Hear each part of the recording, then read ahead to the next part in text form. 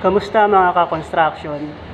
Ang video natin today ay ang pagkakabit ng hamba.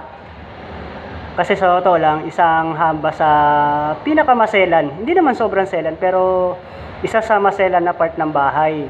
Kasi kung pangit ang hamba mo, pangit din ang kalalabasan ng pinto mo. Kaya ipapakita ko sa inyo kung ano yung tamang proseso ng pagkakabit ng hamba. Siyempre, kailangan kung magagawa ka ng hamba, kailangan na yung pagkakabitan ng hamba mo ay iskwalado na para hindi ka na maghahabol. Kasi yan ang isa sa mga nagiging problema, na yung ang kakabitan mo pilipit. Itong kabilang side na to, naikabit ko na. Pero itong kabilang side ay kakabit ko pa lang. Yan ang susunod ko kakabit. Tapos kung may hamba, syempre may pinto. Yung pinto natin ay may allowance lang na 0.5 sa lapad ng hamba. Yung iba 1 cm, pero ako 0.5 lang ako kung maglagay ng allowance. Mas maganda yon para kumbaga sa airtight.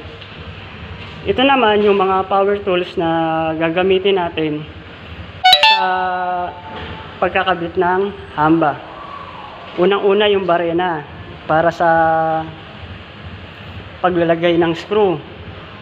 Siyempre nagdala na rin ako ng screwdriver para kasi yung gamit ko na barena ay walang reverse. Heavy duty na makita na drill, pero wala siyang reverse, kaya kailangan ko talaga ng screwdriver.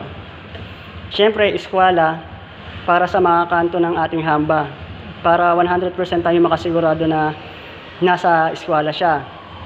Metro, siyempre alam naman natin saan ginagamit ang metro.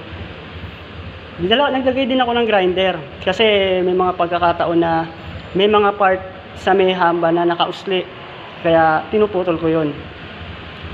Siyempre tornilyo, mukha lang siyang maliit pero 2 media yan, para medyo mas malalim yung baon ng ating tornilyo sa ating hamba.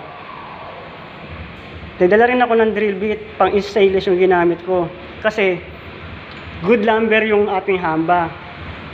Baka mamaya hindi kayanin ng ating tornilyo kapag pinuwersa ko siya.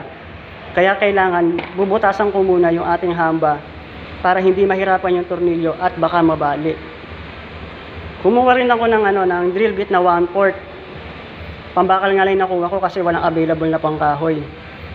Ang purpose naman ng drill bit natin na 1/4 ay para butasan ang dadaanan ng ating tornilyo. Kasi kung hindi natin bubutasan yan, nakaangat ang tornilyo natin. Tingnan niyo yung sample ko. Nasa loob yung tornilyo. Diba? Para kapag kung sakasakali na magmamasilya ka, makinis siya. Ang magandang pamasilya rito, polytop. Halos lahat ng mga nagko-construction alam na yon kung ano yon. Kaya ito, ipagpatuloy na natin yung pagkakabit natin ng ating hamba. Sige, hanggang dito na lang muna. Kung nagustuhan mo ang video na to, please like and subscribe. Salamat po.